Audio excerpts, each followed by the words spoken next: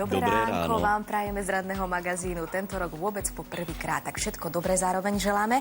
A možno ani nie tak, aby ste mali veľa šťastia naraz, ale aby ste mali každý deň aspoň troška šťastíčka vo všetkom, do čoho sa pustíte. Keď sa to vyskladá, tak to bude aj tak veľká kopa. Presne tak. V kalendári je dnes 11.11. je tam Malvína. 11.1. 11.1. áno, je tam Malvína. A to je smutné. Čo je smutné? To, že 11.1.? Nie. Alebo to, že má meniny Malvína? Nie, tak mal vína, no tak ho vypil všetko asi už. A ešte len začiatok roka.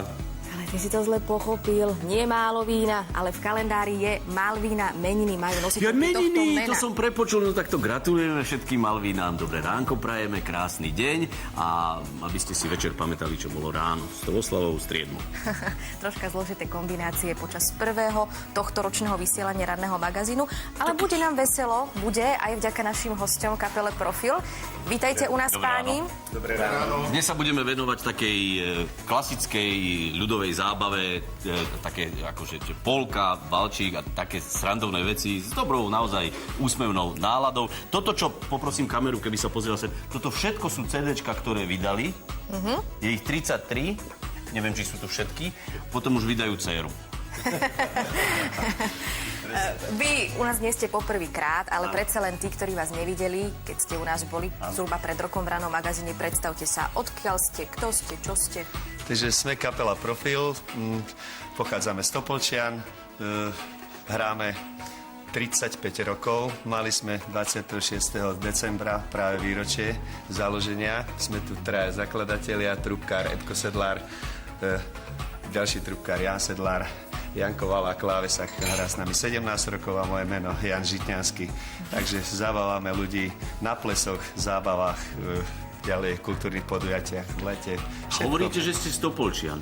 Veď to je rodisko toho slávneho Šatana Višňovského. Áno, jasné, sú to naši rodáci. My pochádzame priamo z jednej obce, ktorá je v okrese Topolčany, volá sa Horné Obdokovce, ale bývame v Topolčanoch. Takže sme radi, že tam máme takých slávnych rodákov. No pravda je, že tých CD-čok je strašne veľa, sú určite... Nie sú to iba pár. Aj sa predávajú, alebo len vydávajú? Chvála Pánu Bohu, predávajú. Dobre.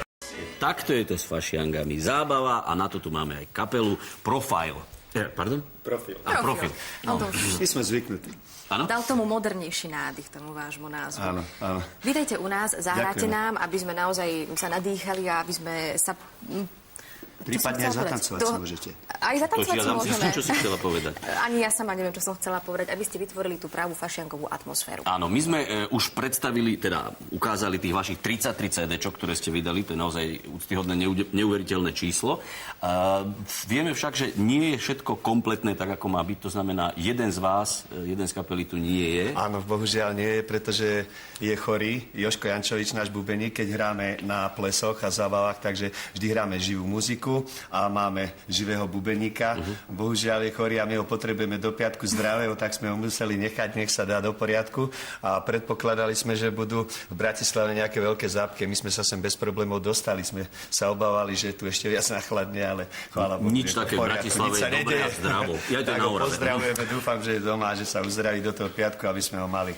My sme počuli v tom príspevku, že kedysi fašiangy boli obdobím extrémnej veselosti. Ako je to v súčasnosti? Zabáva sa Slovensko, organizujú sa plesy? Áno, áno, Slovensko je veselé, zabáva sa stále. Nepocítili sme nejaký deficit v tomto. Kríza? Kríza nehrozí v tomto smere. Plesy sú stále vypredané a ľudia majú dobrú náladu.